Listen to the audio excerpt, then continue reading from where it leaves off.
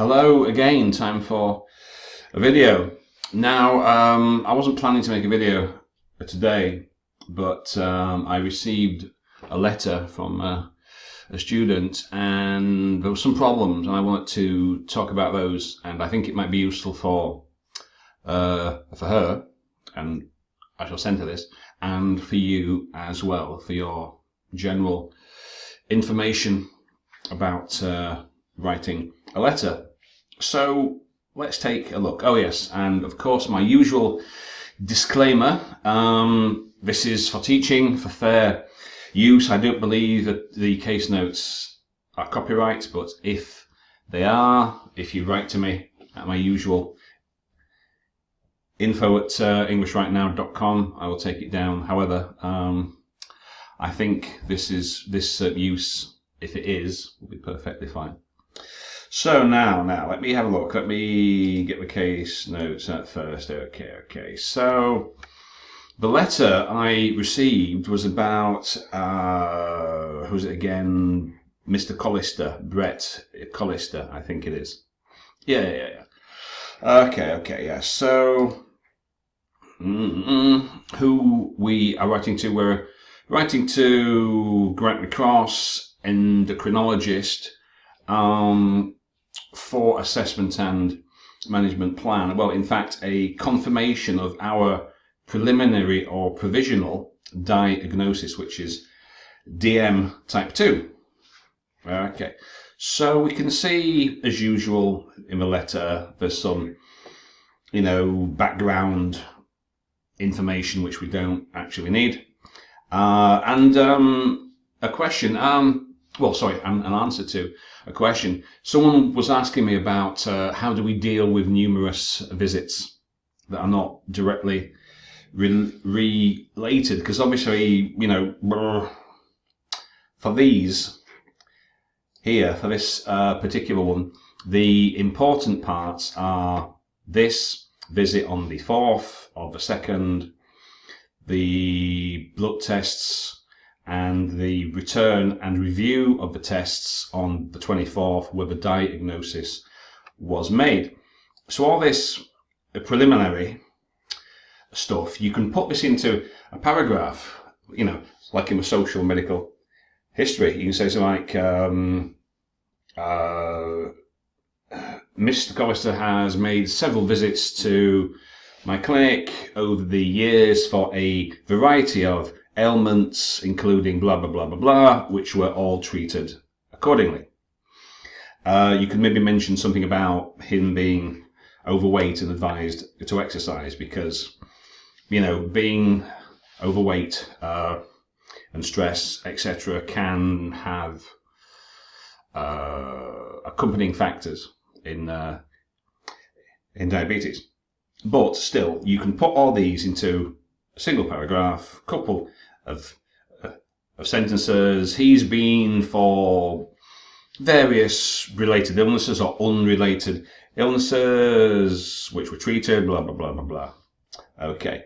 And then it's this one and this one that we have to focus on. Okay. Now, the grammar, the vocabulary of this letter are quite good. Okay, what I want to talk about now is the layout of how the information is being presented and what criteria that would affect. Okay, so we've got our introduction, which is good, direct into the point. I'm writing to request your assessment of management plan 4. You could have maybe mentioned something about your provisional diagnosis. You want them to confirm it. You could have said that, but this introduction will be fine. You mention it at the end. Well, confirm a preliminary diagnosis. So that's the first thing. We've got the reason for writing. So far, so good. Now, Mr. Collister. So I have said before, it's a good idea to put introductory expressions and phrases in front of paragraphs. This, helps with the internal coherence, well, the overall coherence of a letter of the flow and the structure. So you said, like, regarding his medical history, Mr. Collister is a regular patient. Now it says several infections, so it was a couple of other things. You could have said something like, regarding his medical history, Mr. Collister is a regular patient who I've seen over the years for a variety of unrelated illnesses or circumstances. It should be noted he is overweight, blah blah blah. He's not active, sedentary, etc. So you could have beefed up that. Okay, put that there. Now, the main thing here. So we have the initial visit. This is the important one. So Mr. Collister presented with tiredness, sore eyes, blah blah blah. Therefore, I ordered blood tests.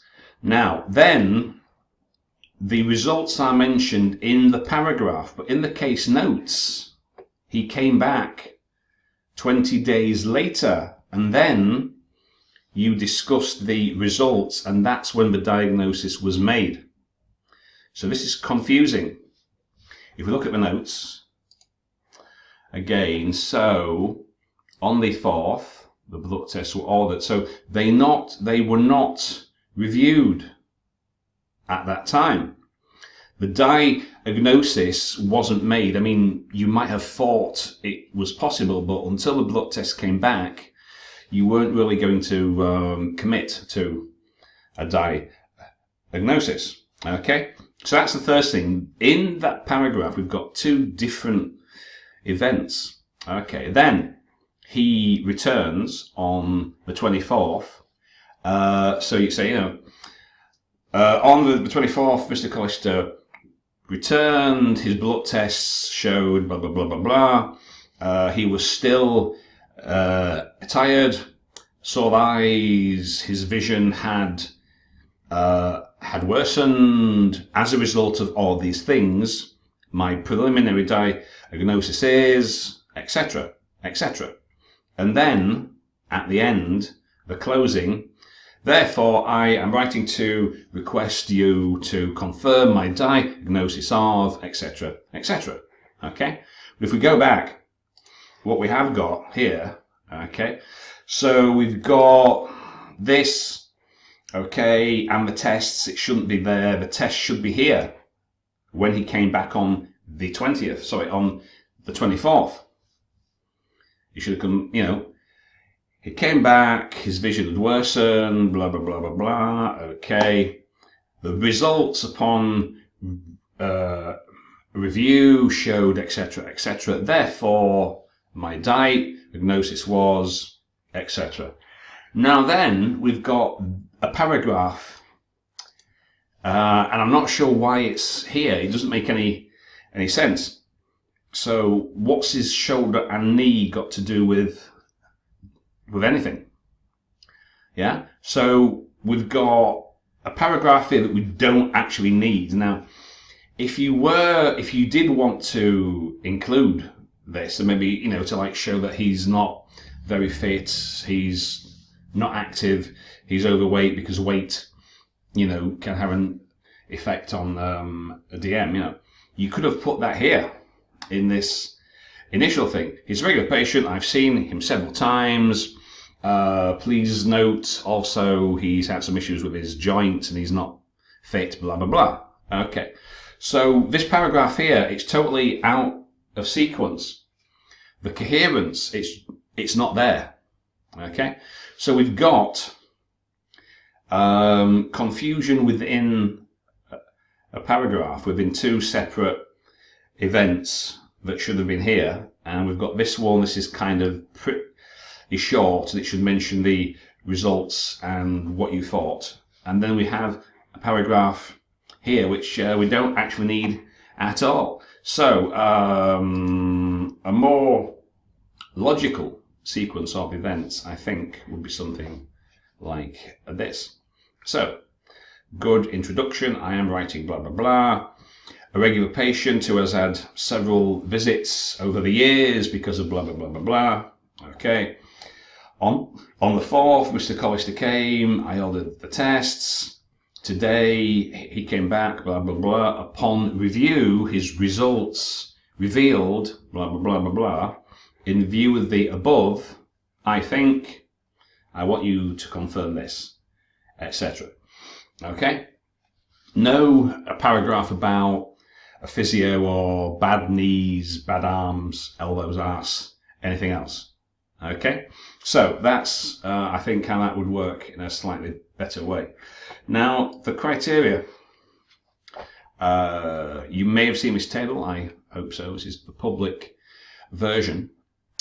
So you've got all aspects of a task, overall task, achievement, appropriateness of language for comprehension of stimulus, linguistic features, grammar, cohesion, the presentation features. Now, obviously, this really applies to the handwritten letter, you know, so this is why now I ask people to send me the original handwritten version so I can check this, so I can check punctuation, spelling, etc. Have you done the, because the layout here refers to the conventional layout. Do you put the addressee's name and address correctly? Do you have the opening? Do you have the closing, etc.? But so what I'm talking about in terms of layout does not strictly refer to this, but still you get the general idea. It's the logic, it's a logical, well, I mean, look here. Now it says appropriateness of language, but I don't know why it shouldn't be under a layout, because language has nothing to do with what I was talking about. It's the logical organization of the information. That's what you have to pay attention to. As I've said on several occasions, you're essentially creating a narrative. You're telling a story, okay? This is, you know, I want you to do this. Why? Because there's a patient, he's got a background of this, he came to see me, and this happened, and that happened, etc. You know, so you need a logical flow to the information. This leads to this, leads to that, because of this, therefore we can see, so can you do, etc. Okay, so that's the thing I wanted to mention. In terms of English and grammar, this is pretty good. It's just that layout is a little confusing, and it could certainly pull your score down, because the examiner would think that you haven't understood what is going on, and I'm sure that's not the case. Okay, that's all for today. I'll see you soon.